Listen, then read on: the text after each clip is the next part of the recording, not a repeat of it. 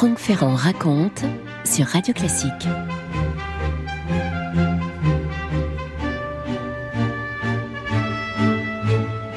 Paris, le 12 avril 1803. Regardez cette belle voiture qui arrive, elle entre dans la cour d'un bel hôtel particulier tout près de la place Vendôme. C'est l'ambassade des tout jeunes États-Unis d'Amérique et dans la cour de l'hôtel particulier, deux personnes descendent de la voiture, deux personnes très importantes. L'un s'appelle Robert Livingston, vous le connaissez, c'est un des pères fondateurs des États-Unis. Il a participé à la rédaction de la Constitution, un homme de 57 ans. Depuis 2 ans, il est maintenant ambassadeur à Paris. Il représente ces tout jeunes États-Unis d'Amérique. C'est un homme qui connaît très bien les négociations, il y est rompu, Livingston. Il a été un des premiers secrétaires aux affaires étrangères avant de voyager énormément sur le vieux continent pour défendre les intérêts de ce nouveau pays. Et donc, c'est en France qu'il se trouve, et rapidement après l'arrivée de Bonaparte à la tête du pays, c'est vers lui qu'on s'est tourné pour occuper ce poste d'ambassadeur de France. L'autre, celui qui est avec lui, est un petit peu plus jeune, il a 45 ans, il a tout de même été l'un des officiers importants de la guerre d'indépendance, et vous connaissez son nom puisqu'il s'agit de James Monroe, et que plus tard, 10 ans plus tard environ, il sera lui-même président des États-Unis. Monroe connaît très bien Paris. Il a été ambassadeur américain de 1794 à 1796, autant dire pendant la République thermidorienne et le tout début du Directoire. Ce qu'il vient de voir de Paris et même de la France en général le laisse sans voix. En 94, c'était, on sortait de la terreur, c'était la chute de Robespierre, on sortait de la Convention, les guillotines étaient encore un peu partout, on parlait de sang, d'échafauds avec des murs couverts de graffitis qui appelaient les citoyens à prendre les armes. Et puis on voyait partout des grands édifices plus ou moins abandonnés. Tout ça était terrible. Et bien là, c'en est terminé de tout ça. En 1803, on ne parle même plus de citoyens. Monroe a du mal à reconnaître le pays. Il était arrivé au Havre 2 jours plus tôt. Le voilà en plein cœur de la capitale, envoyé donc par le président Jefferson avec une mission très particulière qui est d'acheter la Nouvelle-Orléans. Vous avez bien compris qu'on n'est pas encore tout à fait sous l'Empire. L'Empire ne sera proclamé que dans 1 an. Pour l'instant, c'est le consulat à vie, mais Napoléon Bonaparte a remis de l'ordre partout. On ne sent presque plus, un peu quand même, mais presque plus les effets de la Révolution. Évidemment que la Nouvelle-Orléans, ça intéresse particulièrement les jeunes États-Unis. Vous imaginez bien, ils sont prêts à se battre pour récupérer un tel endroit. Pour éviter d'avoir recours à la force, James Monroe est donc en mission à Paris avec comme but de négocier avec le consul à vie, premier consul à vie, et son ministre des Relations extérieures. Vous connaissez ce ministre puisqu'il s'agit de Talleyrand, bien entendu. Il s'agit de négocier la cession de ce territoire. L'ambassadeur Livingstone s'était rendu au Havre pour accueillir Monroe à la descente de son navire. Il avait l'intention de s'entretenir avec l'envoyé de Jefferson pour lui transmettre les dernières rumeurs qui circulent à Paris concernant ce dossier de la Nouvelle-Orléans. Autant dire que ce ne sont pas de bonnes nouvelles puisqu'une expédition militaire française est en train de se former qui s'apprête à se rendre en Louisiane pour explorer l'immensité de ce territoire. Parce qu'il n'y a pas que la Nouvelle-Orléans, il y a un territoire absolument gigantesque là derrière. Autant vous dire que pour ces deux très importants représentants des États-Unis, la négociation qui s'annonce va être sans doute tendue et difficile. Franck Ferrand sur Radio Classique. Alors, il faut peut-être quand même revenir sur la base de toute cette histoire et se demander pourquoi la France possède cette Louisiane. Vous vous rappelez peut-être qu'à la fin de la guerre de 7 ans, désastreuse guerre de 7 ans, au moment du retournement des alliances, sous le règne de Louis XV, la guerre a duré de 1756 à 1763, elle s'est terminée par le traité de Paris, désastreux pour la France, qui a perdu tous les territoires qu'elle possédait sur le continent américain, excepté quelques possessions dans les Antilles et Saint-Pierre et Miquelon, c'était les 2 exceptions. la France avait perdu ce qu'on appelait la Nouvelle-France, ce gigantesque territoire qui couvrait à la fois le Québec, l'Acadie, la Louisiane, englobant le fleuve Saint-Laurent, les Grands Lacs, tout le bassin du Mississippi, vous imaginez. La France perd aussi des territoires en Inde. Elle n'avait conservé que 5 comptoirs, vous savez bien. Pondichéry, Chandernagore, Karikal, et Anaon. Et puis, la France, d'une certaine façon, s'était recentrée sur son territoire originel. Concernant la Louisiane, la France a préféré la rétrocéder aux Espagnols. Voilà ce qui s'est fait en 1763. N'oubliez pas que la couronne d'Espagne, Bourbon, était alliée à la couronne de France, bien sûr. La France n'a jamais perdu de vue la possibilité de retrouver la souveraineté de tout ce territoire. Et pour s'imaginer la taille de la Louisiane, dites-vous que ça représente tout simplement un tiers. Je dis bien un tiers des États-Unis actuels. En Europe, on n'a jamais tellement eu l'occasion de se représenter véritablement l'immensité de ce territoire. Ce qui intéresse les Européens et les Français en l'occurrence, ce sont les richesses qu'on s'imagine très nombreuses sur ces terres. Et évidemment que Bonaparte ne perd pas de vue la Louisiane. Jean Tullard, que j'ai toujours grand plaisir à citer et à saluer, vient de faire paraître dans la jolie collection Vérités et légendes chez Perrin, un ouvrage qui donc s'intitule Napoléon, Vérités et légendes. Et dans ce livre, il questionne tous les lieux communs qui peuvent exister sur Napoléon. Et parmi les 30 chapitres, il y en a un, bien sûr, consacré à la vente de la Louisiane. Et voici ce que nous dit Jean Tullard. Bonaparte reprend à son tour l'idée d'une reconquête de la province perdue.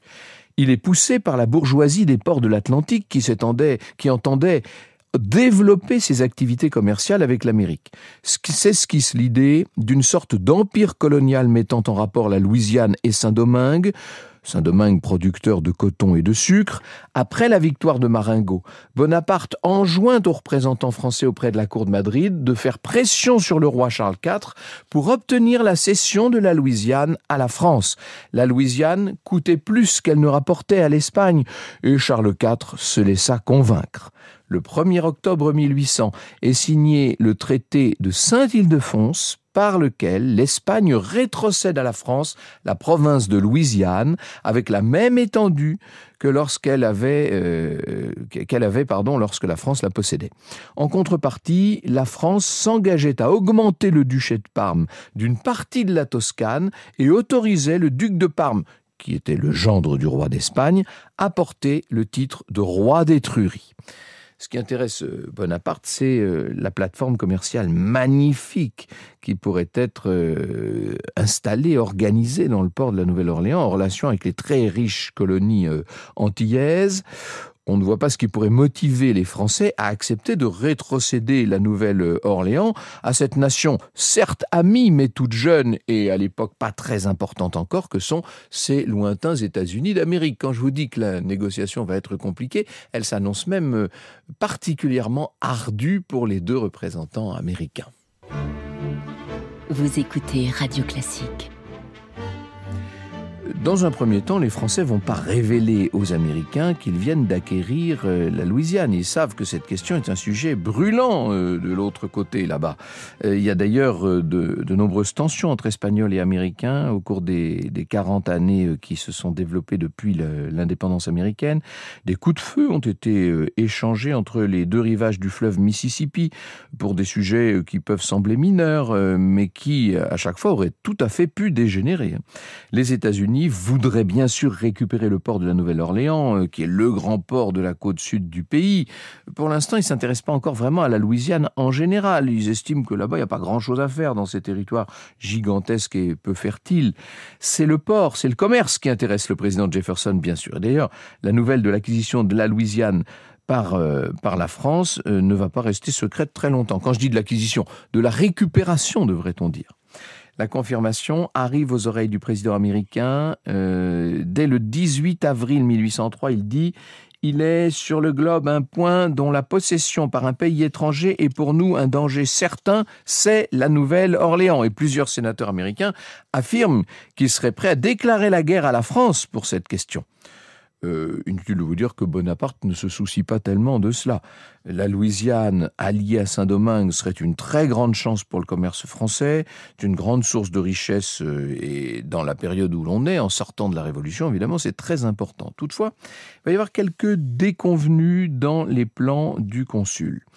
La première déconvenue, c'est qu'il n'arrive pas à récupérer Saint-Domingue aux mains de Toussaint Louverture. Vous vous rappelez cette histoire que j'ai eu l'occasion de vous raconter. Il y a plusieurs expéditions qui ont été mises en échec. Et puis, l'océan, à l'époque, l'océan Atlantique, est complètement dominé par la marine britannique. Les Anglais sont partout, qui ne laissent évidemment pas les navires français en paix. Parce que la paix d'Amiens, qui vient tout juste d'être signée, n'est pas bien respectée. Et il devient assez vite évident que la guerre, tôt ou tard, va de nouveau éclater entre les deux grandes puissances du vieux continent. Alors, si je reviens au 12 avril 1803, au moment où James Monroe arrive à Paris pour négocier l'achat de la Nouvelle-Orléans, au même moment, Bonaparte est en train de s'entretenir avec son ministre du Trésor, qui est Barbé-Marbois, et avec Decrès, le célèbre ministre de la Marine. Les trois hommes sont en train de discuter justement de ce projet, parce que au même moment, il y a une expédition qui doit partir de Hollande pour aller prendre possession de la Louisiane, qui depuis 3 ans est encore de facto sous présence espagnole. Donc il faut agir assez rapidement, et Bonaparte, de plus en plus, penche pour une vente de la Louisiane. Et alors, quand il dit vente de la Louisiane, il ne s'agirait pas de faire de quartier, on pourrait vendre l'ensemble aux États-Unis. Il demande à ces deux ministres ce que eux en pensent. Le ministre du Trésor, c'est toujours la même histoire. Vous savez, les siècles se suivent et se ressemblent de ce point de vue. Bien sûr que le ministre du Trésor est favorable. Les ministres du Trésor sont toujours favorables à ce qu'on vende tout, puisque leur but, c'est d'améliorer la trésorerie. Voici ce que dit Barbé-Marbois. La guerre avec l'Angleterre est inévitable. D'ailleurs, sans employer leur flotte, les Anglais peuvent gagner la Louisiane par les Grands Lacs.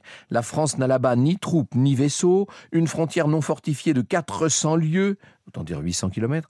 Si les Anglais ne s'en saisissent pas, les Américains le feront et bientôt, nos commerçants eux-mêmes reconnaîtront que la Louisiane libre leur offre plus de chances de profit que la Louisiane soumise au monopole.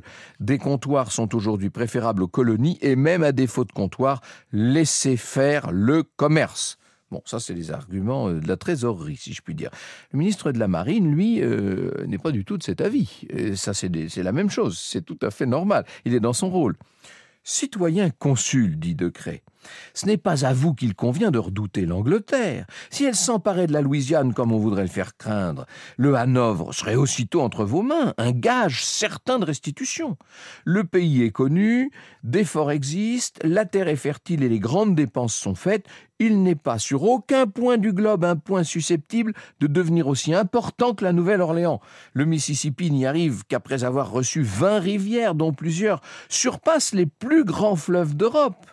Et à mesure qu'il parle, le ministre voit bien que Bonaparte songe à autre chose. Il n'est pas d'accord. Le premier consul sait que l'Espagne a beaucoup perdu d'argent en Louisiane les dernières décennies. La France doit se préparer à mener en Europe une guerre très importante. C'est pas le moment d'aller perdre de l'argent sur un nouveau continent pour avoir probablement le même résultat qu'avait eu Louis XV 40 ans plus tôt avec sa guerre de 7 ans. Et puis, il y a une autre idée qui vient à Bonaparte. Il se dit que vendre la Louisiane aux États-Unis, c'est permettre aux États-Unis de devenir une grande nation qui pourrait rivaliser avec la nation anglaise et donc l'affaiblir non seulement là-bas sur le territoire américain, mais d'une façon plus générale sur les mers du globe. Et ça permettrait aussi... D'abord, ça permet d'affaiblir l'Angleterre, et tout ce qui affaiblit l'Angleterre fait du bien à Napoléon, mais ça permettrait aussi de renforcer cette amitié franco-américaine sur laquelle on pourrait ensuite faire foi. Bref, faire fond. À la fin de la réunion, Bonaparte en est convaincu. Les Américains sont intéressés par la Nouvelle-Orléans. Eh bien, s'ils le veulent, on va leur vendre la Louisiane. Franck Ferrand sur Radio Classique. Bon, ça y est, l'avis du premier consul, enfin du consul à vie maintenant, qui va devenir empereur d'ailleurs dans quelques mois, est totalement fait. Il s'agit de négocier. Et qui va négocier avec les deux représentants de la jeune nation américaine? Est-ce que j'ai besoin de vous dire que c'est le ministre des Relations extérieures? C'est Talleyrand, bien sûr. qui, vous connaissez sa tactique, va faire patienter les deux malheureux pendant le plus longtemps possible. Le but, c'est qu'on comprenne comment il faut procéder pour être reçu par Monsieur Talleyrand. Il faut mettre la main à la poche. Talleyrand marchande toujours ses bons offices, vous savez. Et Livingstone et Monroe sont deux personnes qui ont déjà eu à plusieurs reprises affaire au diable boiteux. Ils se plient donc à tout ce procédé. Ils vont plus attendre très longtemps. À partir du moment où vous apportez les pièces d'or, tout va bien. Les deux hommes sont donc reçus. Talleyrand est très courtois. Il leur demande, c'est la question centrale, combien votre gouvernement paierait-il pour la cession de la totalité du territoire de la Louisiane ? Monroe est un peu surpris quand même. Il était venu pour discuter de l'achat de la Nouvelle-Orléans et voilà qu'on lui propose un territoire aussi vaste. Un territoire qui fait d'ailleurs, pour être tout à fait clair, 3 fois la taille du territoire américain de l'époque, parce qu'on est encore dans les tout jeunes États-Unis, bien sûr, qui ne se sont pas développés. Monroe répond que son gouvernement est intéressé. Et de toute façon, il n'a pas le choix. Face à une proposition pareille, il ne va pas se montrer bégueule, bien sûr. Il demande quelques jours quand même pour réfléchir. Il faut qu'on établisse une somme qu'on pourrait proposer, qui serait raisonnable, qui serait acceptable des deux côtés. Talleyrand remercie les deux Américains. Il précise que désormais, c'est avec le ministre du Trésor qu'ils devront traiter, avec Barbé-Marbois. Et quelques jours plus tard, face au ministre, Monroe va proposer la somme de 50 millions de francs. On parle évidemment des francs or de l'époque, vous imaginez, c'est une somme quand même très importante. Mais Barbé-Marbois se dit que la somme n'est pas à la mesure d'un territoire aussi gigantesque. Voici ce que dit le ministre. Le prix est fixé à 80 millions. Il serait inutile de proposer une réduction. N'est-ce pas pour les États-Unis une somme bien inférieure à la valeur de ces immenses territoires ? Monroe ne négocie donc pas, il accepte 60 millions qui seront donnés directement à la France et 20 millions qui permettront d'éponger un certain nombre de dettes. Et en vue du versement de cette somme très importante est établi un traité. Voici ce qu'écrit Jean Tullard. Le préambule du traité est ainsi rédigé, nous dit Jean Tullard. Le premier consul de la République française au nom du peuple français est le président des États-Unis d'Amérique, désirant prévenir tout sujet de mes intelligences. Voilà comment ça commence.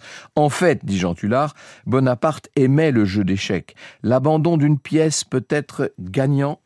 Céder la Louisiane permettait déjà à Bonaparte dans l'immédiat de contrecarrer la puissance anglaise et de restaurer l'amitié franco-américaine. Mais il voyait plus loin.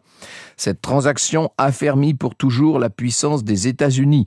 Il leur assurait la vaste expansion territoriale qui leur a permis de devenir une grande puissance. Et paradoxalement, le traité fut mal accueilli aux États-Unis. Certains auraient souhaité qu'il fût limité à la Nouvelle-Orléans. Pourquoi acquérir tous ces vastes territoires peuplés de serpents à sonnettes, de coyotes et de sioux, et pour une somme jugée énorme ? Nécessairement, le traité va décevoir tout le monde. Il suscite des critiques aux États-Unis, mais il suscite aussi des critiques en France, bien sûr. Vous imaginez notamment la situation des Français qui se trouvaient, eux, en Louisiane à l'époque, et qui voient leur pays, leur métropole, les abandonner. On écrit dans le traité qu'ils sachent que nous nous séparons d'eux à regret et qu'ils se souviennent qu'ils ont été français, que l'origine, comme la parenté, le langage, les mœurs, perpétuent l'amitié.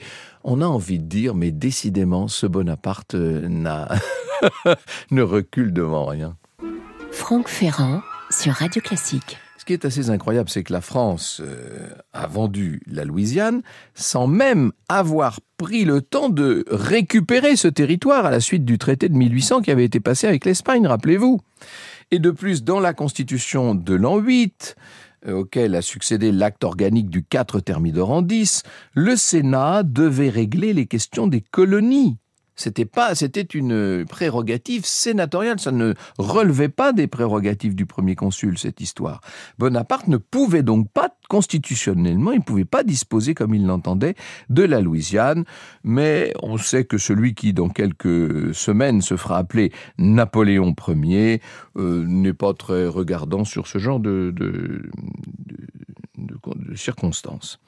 L'expédition qui devait se rendre en Louisiane est annulée, ça fait des économies supplémentaires. Les traités sont conclus le 30 avril 1803, mais le temps qu'on arrive à tout traduire, il faut attendre le 8 mai pour que soient signés les traités. Bonaparte déclare « Je viens de donner à l'Angleterre une rivale maritime qui tôt ou tard abaissera son orgueil ». Oui, c'est un des aspects des choses et c'est celui qui était le plus essentiel aux yeux de Bonaparte. Est-ce que pour autant il a eu raison de vendre la Louisiane aux Américains ? Vous savez que ça lui est beaucoup reproché, bien entendu. La question aussi, c'est de savoir si la France avait les moyens de maintenir sa présence de façon efficace sur des territoires aussi gigantesques et à l'époque aussi improductifs. On peut imaginer que les États-Unis n'auraient de toute façon pas très longtemps accepté la présence d'une si grande puissance directement à leurs frontières. On aurait pu entrer dans une guerre avec les États-Unis. Enfin, de toute façon, ne faisons pas d'Uchronie. La vérité, c'est que ce territoire absolument gigantesque, cette nouvelle France, a été vendue et bien vendue aux jeunes États-Unis.